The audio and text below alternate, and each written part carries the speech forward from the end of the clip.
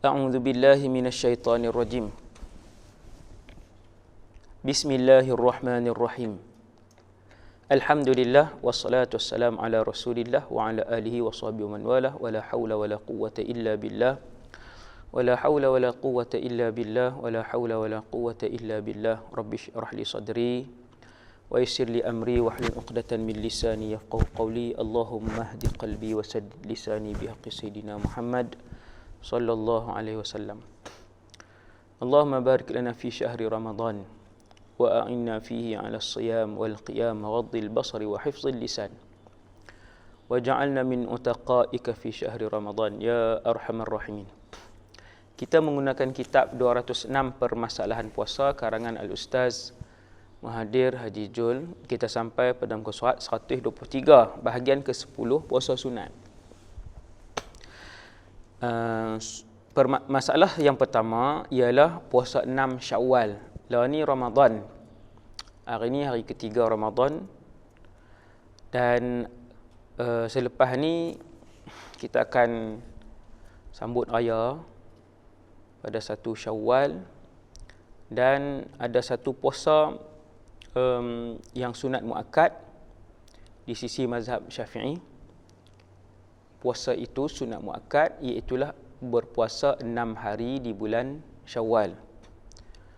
Berturutan ke boleh selang-seli? Yang ni saya rasa hampir semua umat Islam boleh jawab soalan yang mudah ni. Ya, kalau tak boleh, kita kena muhasabah ilmu yang kita ada. Maksudnya kuranglah ilmu kita, wajib kita belajar, terutamanya ketua-ketua keluarga. Sunat berturutan puasa 6 hari Syawal, yang tu yang paling afdal. Start daripada 2 Syawal, 3, 4, 5, 6, 7 Syawal, 8 Syawal habis lah. Itu paling afdal. 2, 3, 4, 5, 6, 7 Syawal adalah puasa terakhir, puasa 6. Itu yang paling afdal. Dan sunat bermula pada hari kedua selepas hari raya puasa. Sebab hari raya puasa, hari pertama 1 Syawal, haram berpuasa. Haram. Puasa juga bukan boleh pahala, boleh dosa. Kalau puasa juga 1 Syawal. Jadi mula daripada 2 Syawal kalau nak puasa 6. Paling afdal ialah buat berturut-turut. Maksudnya kalau selang-seli boleh tak? Boleh. Dia nak puasa 3 Syawal, kemudian 6, kemudian 11, kemudian 12, kemudian 18, dia nak selang macam tu, boleh. Walau bagaimanapun boleh juga jika diselang-seli, tidak berturut-turut. Selesai masalah yang pertama. Masalah yang kedua. Puasa sunat Syawal dalam bulan Zulqa'dah. Boleh tak kalau tak sempat dalam bulan Syawal tu, kita nak bawa puasa sunat Syawal tu, nak qada dalam bulan-bulan lain? Boleh jika tidak sempat dilakukan pada bulan Syawal. Sunat mengqadakannya. Mengqadakannya ni qada puasa sunat Syawal tadi dalam bulan lain seperti Zulqa'dah. Zulqa'dah. Zulqa'dah pun boleh sebut, Zulqi'dah pun boleh. Kemudian muka surat 124, masalah yang ketiga. Puasa Arafah. Orang yang mengerjakan haji wukuf pada 9 Zulhijjah. Ini tak ada kena-mengena dengan puasa Ramadan, tak ada kena-mengena dengan puasa Syawal. Ini puasa sunat antara yang agung dalam Islam, yang sangat besar, namanya puasa Arafah. Jadi di Arafah, di Arafah di Mekah sana, di Arafah, orang yang buat haji mereka wukuf. Orang yang tidak mengerjakan haji disunatkan berpuasa 9 Zulhijjah. 9 Zulhijjah ni nak ikut 9 Zulhijjah Zimbabwe ke 9 Zulhijjah Australia?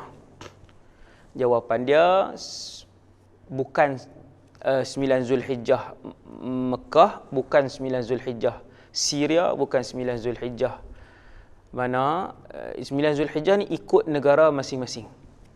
Yang ni sampai tahun lepas, setiap tahun dia akan main satu mesej, dia viral satu mesej, nak puasa ikut siapa, hasbunallah wa ni'mal wakil. Dia timbul lagi isu.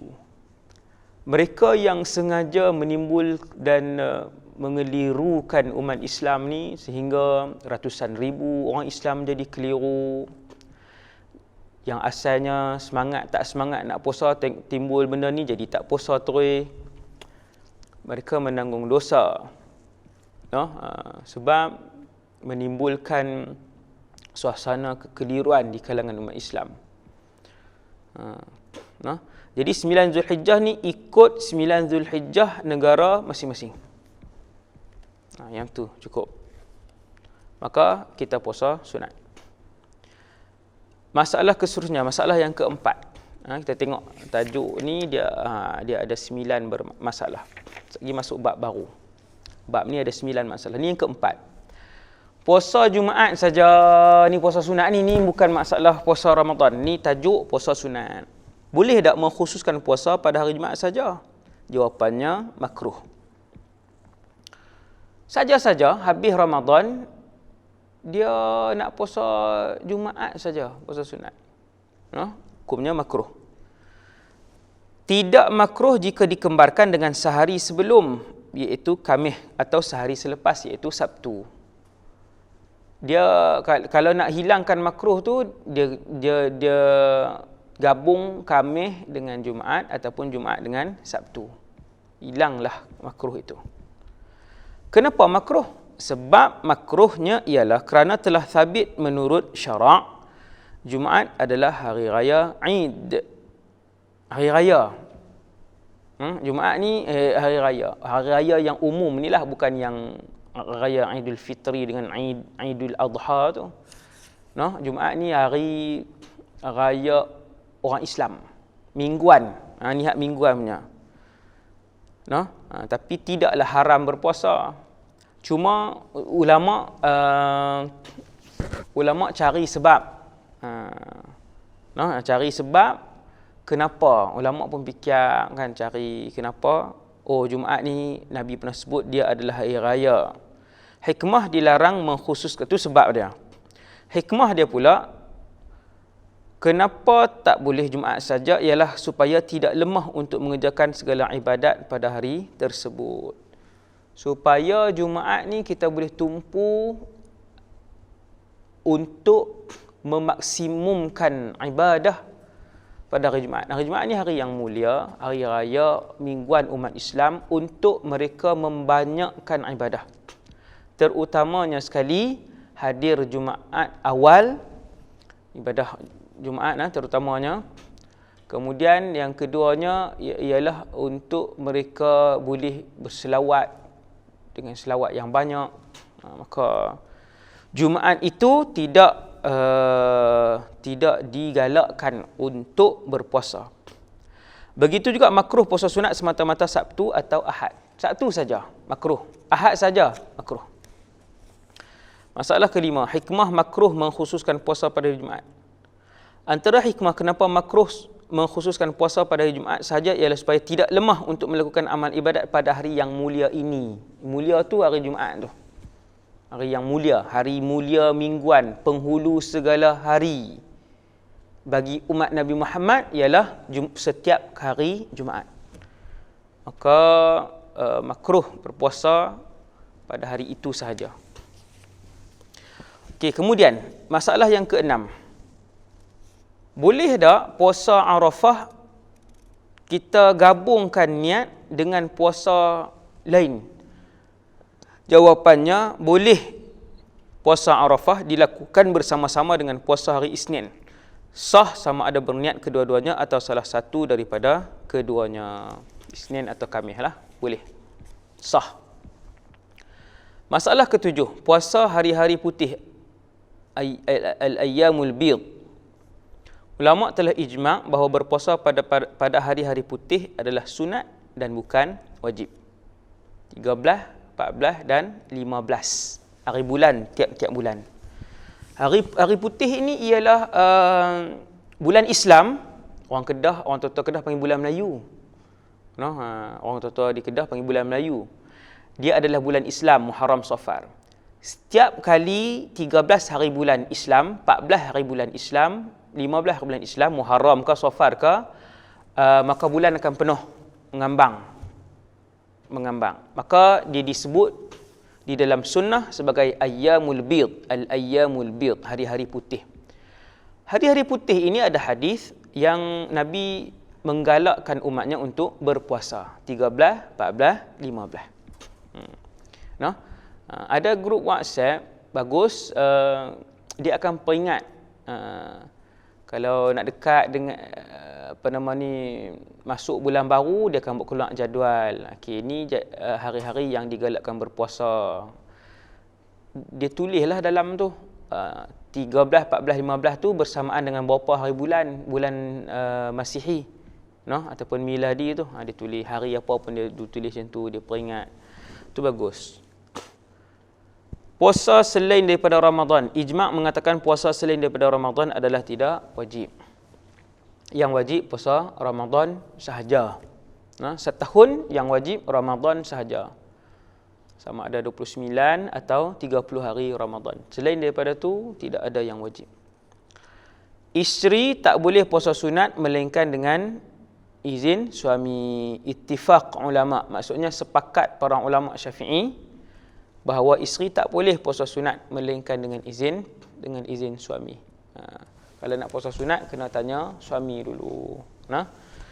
Kalau suami tak izin sebab suami nak melakukan hubungan dengan isteri pada waktu siang, mana-mana waktu siang, maka isteri tak boleh puasa sunat pada hari itu. Okey, bab baru. Puasa hari Syak 30 Syakban. Ni lepas dah. Hari Syak ni tahun ni 1 Ramadan hari Jumaat. So hari Syak kita ialah hari Khamis. Boleh tak puasa pada hari Khamis tu? Hukum berpuasa pada hari Syak asalnya adalah haram dan tidak sah. Haram pun haram, tak sah pun tak sah. Walau bagaimanapun ia menjadi sunat jika bertepatan dengan rutin seseorang yang biasa berpuasa pada hari Isnin Khamis. Kalau memang dia rutin puasa dia jatuh hari itu, maka dia boleh berpuasa. Memang dia duduk puasa Isnin Khamis sepanjang tahun ke, ataupun sepanjang bulan tu ke, dia puasa Isnin Khamis. Dan jatuh hari Syak tu pada hari yang dia puasa sunat dia tu, Isnin Khamis dia tu. Maka yang tu tidak mengapa. Okey, puasa selepas 15 Syakban. Apa hukumnya? 15 Syakban. Macam ni. Sekarang ni dah masuk Ramadan. Hari tu kan orang bahas benda ni. Kalau dalam kitab fiqh dah 1400 tahun dah. Dalam perbahasan fiqh dah 1400 tahun. Kitab fiqh mungkin tak sampailah sebab mula ditulis kitab-kitab fiqh ni agak lewat sikit kan. Okey, macam ni. Setiap tahun bila mai bulan Syakban, kita akan dengar hukum puasa selepas 15 Syakban haram. Antara mesej yang saya dapat, betul ke ni ustaz? Puasa sehingga hari ni 2020 punya zaman ni orang masih bertanya betul ke hukum ni ustaz? Padahal hukum tu dah ribuan tahun dah dibahaskan, dah lama. Maksudnya tak apa kita mencari, menambah ilmu. Hukumnya apabila masuk Syakban, lepas 15 Syakban haram berpuasa. Betul, itulah mazhab kita Syafi'i. Kecuali puasa wajib seperti puasa qada ataupun puasa nazar. Ataupun ada lagi tak? Ada. Ataupun puasa sunat yang sudah menjadi kebiasaan. Contoh memang dia duk puasa Isnin Khamis. Kalaupun dia tak puasa sepanjang tahun, contohnya dia puasa Isnin Khamis start 1 Syakban tu. Start bulan Syakban, awal-awal Syakban dia puasa Isnin Khamis, dia start Isnin Khamis, maka lepas 15 Syakban dia boleh puasa. Mana-mana hari yang dia nak selepas 15 Syakban. Walaupun dia tak puasa sunat sepanjang tahun. Dia bukan syarat kena puasa sunat dah start daripada awal tahun, tidak. Tuan-tuan, okey. Ataupun nyambut 3, dia boleh puasa selepas 15 Syakban itu sekiranya pada 15 Syakban dia berpuasa. 15 Syakban tidak haram lagi. 15 Syakban dia puasa sunat. Okey. 16 boleh tak dia nak puasa? Boleh. Sebab dia telah berpuasa 15 Syakban. Maka dia boleh berpuasa mana-mana hari selepas tu dalam bulan Syakban. Contoh A, daripada 1 Syakban sampai 14 Syakban tak ada puasa sunat langsung. 15 Syakban, A ni yang bernama A ni dia puasa sunat. Boleh tak dia nak puasa sunat lepas tu 16 Syakban, 17 Syakban? Boleh. Jawapannya boleh. Itu masalah pertama. Masalah kedua, B. Orang ni nama B. Sepanjang tahun dia tak puasa sunat, masuk bulan Syakban dia puasa Isnin Khamis. Boleh tak dia nak puasa selepas 15 Syakban? Jawapannya boleh. Itu yang kedua. Yang ketiga, dia ni tak pernah puasa sunat. Sampailah masuk Syakban pun tak pernah puasa sunat. Sampai 15 Syakban pun tak pernah puasa sunat. Masuk 16 Syakban, dia berasa macam nak puasa sunat. Rasa semangat nak puasa sunat 16 Syakban. Yang tu tak boleh. Hukumnya haram untuk orang hak saya bagi contoh tak sah ni untuk puasa sunat. Itulah antara contohnya. Bab ke-12. Waktu dan keadaan yang diharamkan berpuasa. Tak boleh puasa sunat pada 2 hari raya. Bukan hari raya kedua. Pada 2 hari raya iaitu hari raya Idul Adha dan hari raya Idul Fitri. Tak boleh. Raya pertama Idul Adha tak boleh puasa, haram. Raya pertama Idul Fitri tak boleh puasa, haram. Dah, haram berdosa, tak dapat pahala, berdosa lagi. Nombor 2, haram berpuasa wisal, puasa sambung-sambung.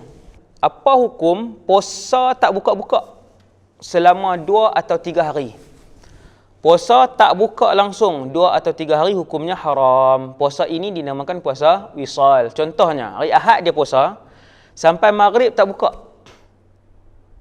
Dia sambung sampai Isnin pula, sampai Maghrib tak buka juga, haram. Dan ia adalah khususiat kepada Nabi sallallahu alaihi wasallam. Puasa wisal ialah puasa 2 hari atau lebih yang dilakukan terus-menerus tanpa melakukan perkara yang boleh membatalkan puasa, ia haram dilakukan. Okay? Menurut sebahagian pendapat para ulama, ia makruh. Tapi haram lah. Kita ambil yang pendapat yang mu'tamad. Hukumnya haram. Okay. Puasa wisal, sambung. Bab 13, sikap dan etika ketika puasa. Puasa tapi kuat muhung. Hasbunallah wa ni'mal wakil. Hasbunallah wa ni'mal wakil. Puasa dan kuat muhung. Tuan-tuan yang dirahmati Allah sekalian. Di dalam masyarakat ni ada orang bohong itu menjadi darah daging dia. Menjadi darah daging. Sehingga dalam rumah dia, ahli keluarga dia tahu dia ini pembohong. Di tempat kerja, semua staf tahu dia ini pembohong. Dalam kampung tu tahu dia ini pembohong. Hasbunallah wa ni'mal wakil. Hasbunallah wa ni'mal wakil. Dalam umur hidup saya, tuan-tuan, ada saya jumpa 2-3 orang. Allahu Akbar. Yang ni. Nas'alullah al-afiyah. Nas'alullah al-afiyah. Sedih. Tengok orang yang diuji oleh Allah SWT dengan sifat bohong ni. Okey. Sah tak puasa orang bohong? Jawapan dia sah. Tapi tak ada pahala. Tapi tak ada pahala. Habis. Bahkan boleh menghapuskan pahala. Bahkan disebut dalam satu hadis yang sahih bahawa Allah SWT tak perlu untuk dia berpuasa. Orang yang tak pandai jaga mulut dan akhlak, Allah tak perlu kepada dia fi an yada'a ta'amahu wa syarabah. Itu teks dia. Untuk dia meninggalkan makanan dan minuman dia. Hadis sahih. No? Subhanallah. Jadi puasa jagalah. No? Kalau kita tahu orang tu suka mengumpat dan mengadu domba ataupun menyebarkan buhtan, tuduhan, suka tuduh orang itu dan orang ini, jauhkanlah diri kita dalam bulan puasa ni. Nah, lah PKP, semua duduk dalam rumah ya. Alhamdulillah, tak jumpa kawan-kawan ke apa ke. Nah, boleh tingkatkan puasa. Boleh tingkatkan pahala puasa, kualiti puasa insya-Allah.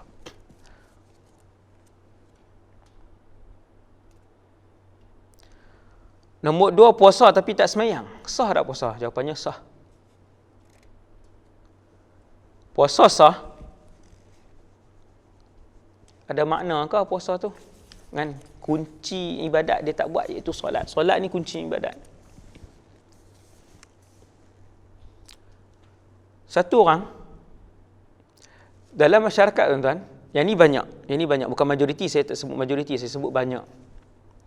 Banyak sebab saya jumpa kan, banyak. Iaitu mereka-mereka yang bila mai bulan Ramadan dia puasa. Aurat tak tutup. Ramai tak? Ramai. Mai bulan Ramadan puasa, semayang tak? Ramai tak?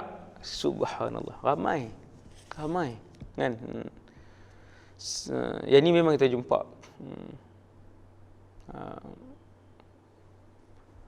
Maknyah pun puasa Ramadan. Maknyah pun puasa. Semayang tak? Kan? Semayang tak? Maksudnya bukan nak sebut maknyah tu, maksudnya nak sebut ramai lah. Budak-budak, anak-anak remaja tak semayang, sepanjang tahun tak semayang. Tapi mai Ramadan puasa. Ada yang Ramadan pun tak, semayang pun tak. Tapi ada satu grup ni, dia puasa dia jadi macam, dia mai roh semacam setahun sekali, ada semangat. Nah, saya renung-renung balik, saya mendapati bahawa orang ni bila dia tak puasa, dia nak sambut raya tu tak best. Dia sendiri rasa tak best, rasa tak bernilai, rasa tak. Maka bila mai Ramadan dia puasa supaya dia seronok untuk sambut raya tu. Wallahu a'lam. Okey, ni nombor 3. Hukum yang ketiga, menjual makanan dan minuman pada waktu siang Ramadan. Apa hukumnya? Yang ni masih banyak.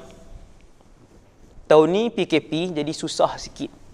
No? Hikmah banyak tahun ni, hikmah PKPD ni banyak hikmah yang subhanallah kalau nak disenaraikan. No? Kuranglah berlaku orang jual makanan siang-siang Ramadan ni. No?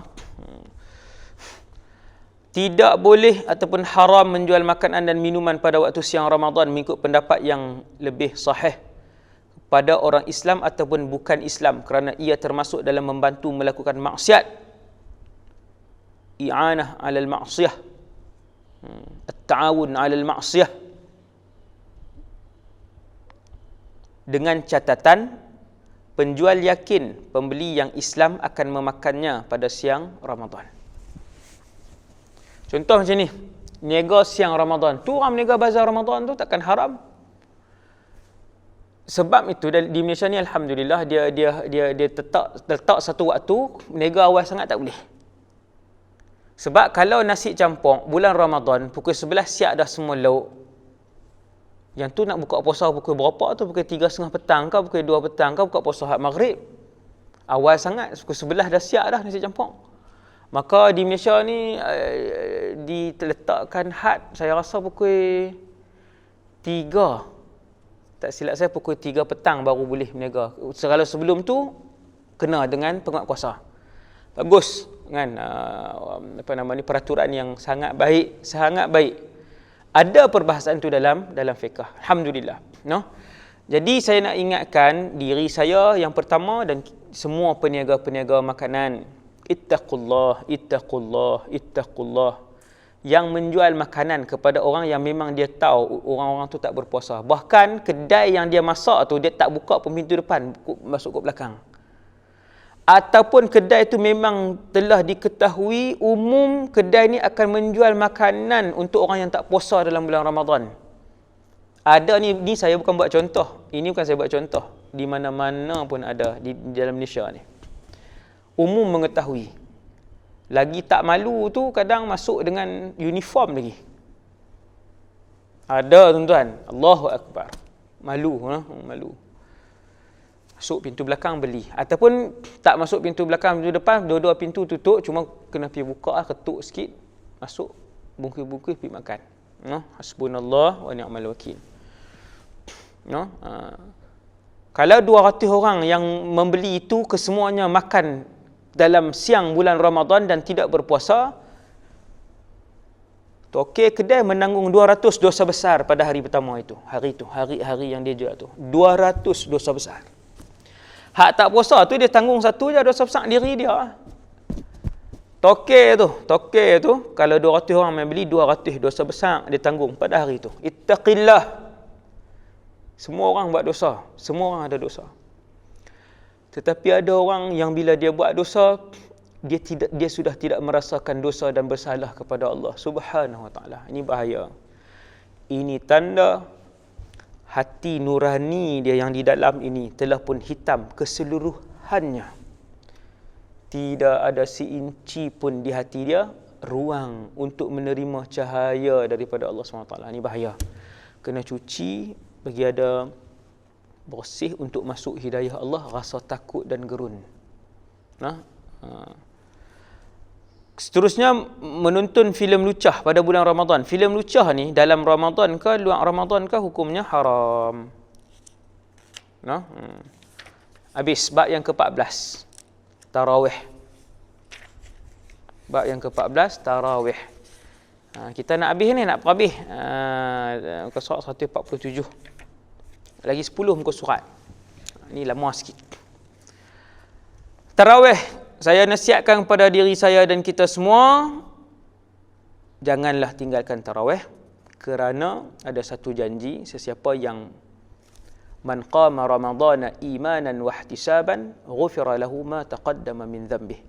Sesiapa yang menghidupkan malam-malam Ramadan kerana beriman kepada Allah dan yakin bahawa akan diberikan ganjaran oleh Allah, akan diampunkan semua dosa-dosa kecil dia yang telah lalu.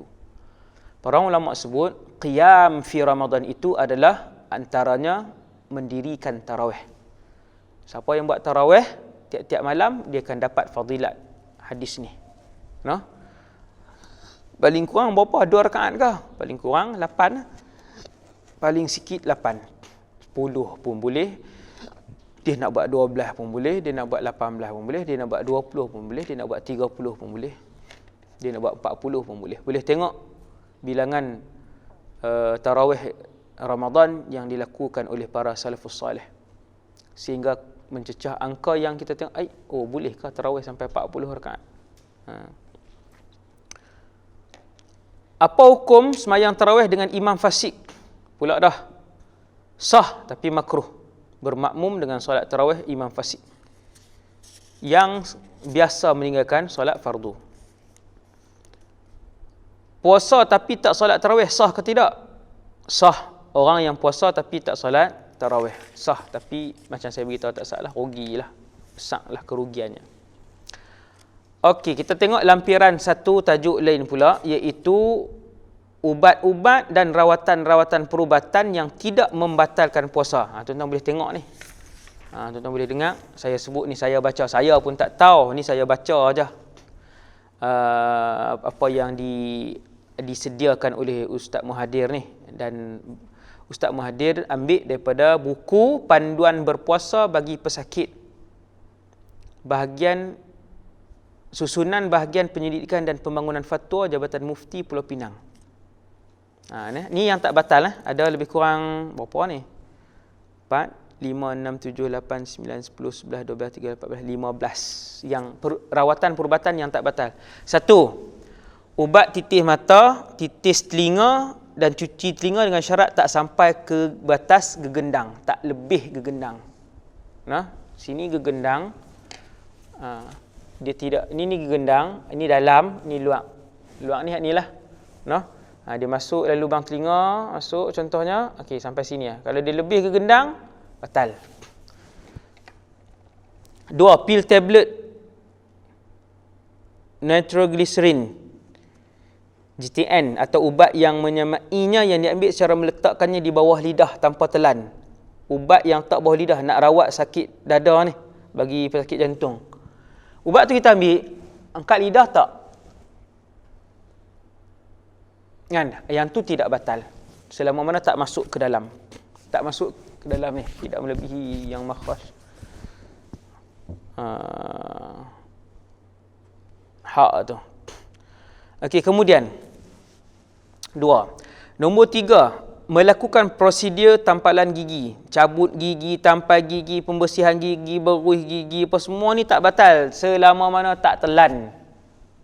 3. 4.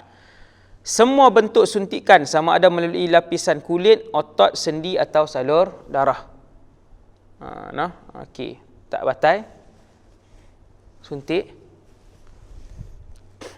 5. Derma darah ataupun pemindahan darah. Derma atau pindah darah tak batal. 6. Ubat-ubatan dalam bentuk sapuan, balut, plaster pada permukaan kulit, sapu satu badan, contohnya sapu, tak batal. 7. Ambil sampel darah untuk ujian makmal, tak batal. Memasukkan tiub kecil melalui salur darah untuk tujuan pemeriksaan seperti prosedur angiogram untuk pemeriksaan jantung. Saya pun tak tahu benda apa ni, tapi orang yang penyakit ni dia tahu, dia dengar ni, dia tahu yang empunya penyakit ni. Tiub kecil tu masuk melalui salur darah. Hasbunallah wa ni'mal wakil. 8. 9. Pemeriksaan laparoskop, iaitu pemeriksaan dalaman dengan menggunakan alat yang dimasukkan melalui dinding abdomen untuk pemeriksaan bahagian dalaman pesakit. Saya tak tahu macam mana, tapi yang itulah bunyi dia. 10. Berkumur-kumur, termasuk berkumur-kumur secara gagal sehingga air hampir ketekak, bukan sampai ketekak lah, hampir. Dan ubat terapeutik semburan ke mulut yang tidak melibatkan proses menelan. Lagi tak telan, tak apa, kumur. Tidak batal. Menjalani biopsi, iaitu pengambilan spesimen atau cebisan yang diambil daripada hati atau organ-organ lain untuk tujuan analisa makmal, tak batal. Penggunaan ubat semburan spray hidung tanpa disedut, tak batal. Rawatan dialisis untuk masalah pesakit buah pinggang, sama ada hemodialisis atau peritoneal pun tak batal. Rawatan bius setempat ataupun separuh dengan semburan atau suntikan setempat, tak batal. Penggunaan ubat buasir dengan masukkan semula kawasan buasir pada tempatnya tanpa melibatkan kawasan rongga yang dalam, tak batal. Habis. Tajuk kecil yang lain pula, perkara yang berkaitan dengan rawatan perubatan yang membatalkan puasa pula kita tengok. Ada 1, 2, 3, 4, 5, 6. Yang batal puasa ada 6. Tadi tak batal. Tadi tak batal. Penggunaan alat sedutan inhaler untuk rawatan lelah atau penyakit paru-paru kronik. Sebab tu dia ada macam fizikal dia yang terbang dan masuk ke dalam, maka dia membatalkan puasa. Inhaler membatalkan puasa.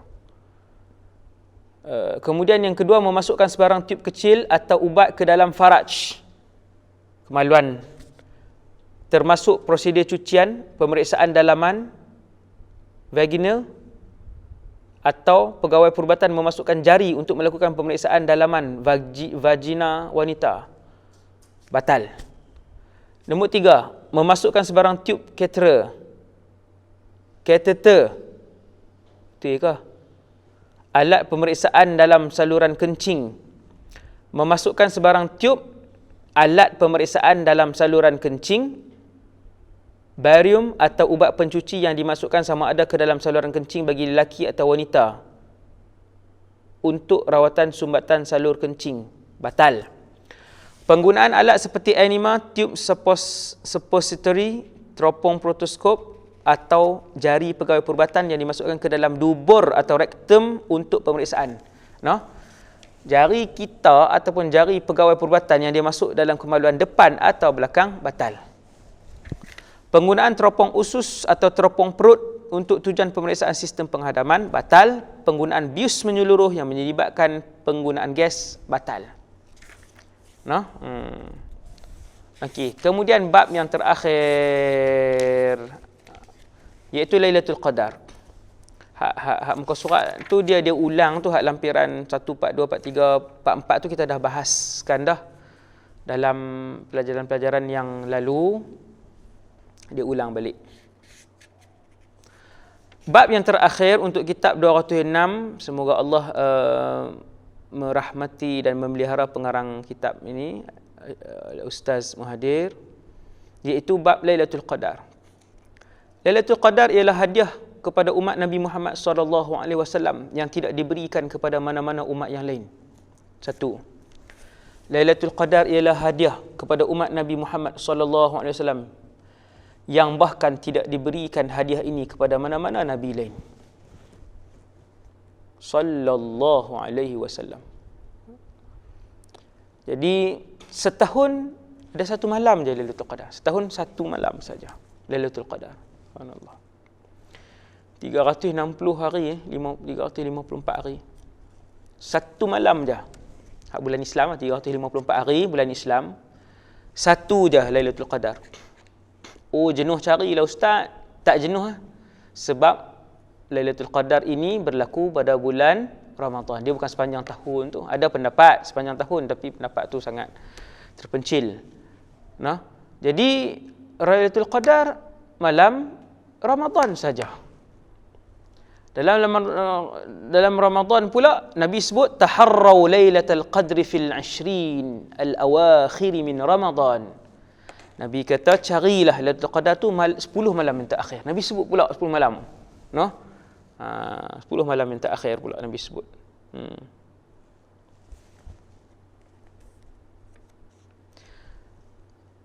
Lailatul Qadar ialah dia macam raja malam daripada 354 malam setahun. Dia raja. 354 malam setahun, rajanya bernama Lailatul Qadar. Subhanallah. Sebab apa? Sebab ibadat pada malam itu menyamai 1000 bulan punya ibadat. Gandaan dia. Lailatul Qadri khairun min alfi syahr.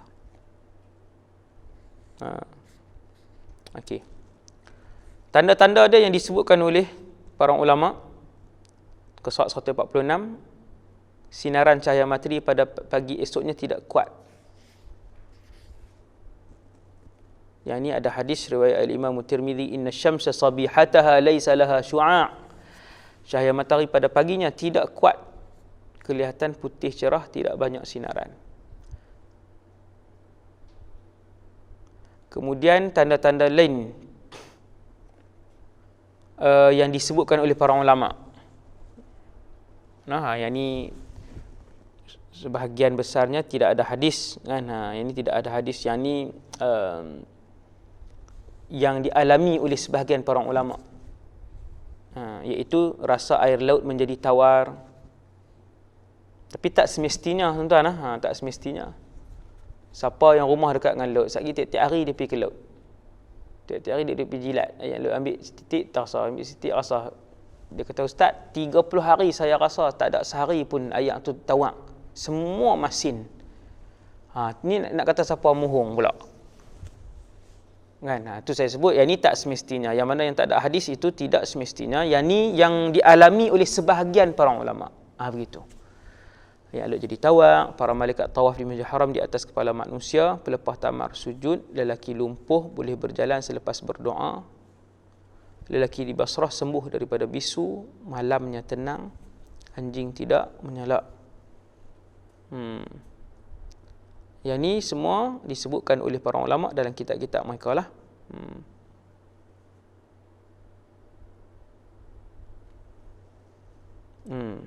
Nombor 1 sampai nombor 4 tadi ni. Nombor 1 sampai nombor 4, bukan, sampai nombor 6. disebut dalam Al-Majmu', Lataiful Ma'arif, Jam'ul Fawaid dengan Syairus Salikin. 4 buah kitab tersebut. Ulama-ulama tu, maksudnya pengalaman mereka. Okey, kemudian yang terakhir, kaedah mencari Lailatul Qadar. Sebelum tengok kaedah ni, suka saya sebut, tak perlulah bergantung sangat dengan kaedah ni. Sebab apa saya sebut macam tu? Sebab saya tak suka, saya tak mau orang kita malas. Bila dia tengok kaedah, habis dia kata tu dia rahsia dia, malam lain tak bangun. Dan sepanjang saya belajar di Syria dulu, saya tak pernah dengar daripada mulut para ulama Syria untuk menyebutkan Lailatul Qadar malam ni, kaedah dia macam ni, cari malam ni, tidak. Kami ditarbiah bahawa Lailatul Qadar itu ialah raja segala malam kepada umat Nabi Muhammad.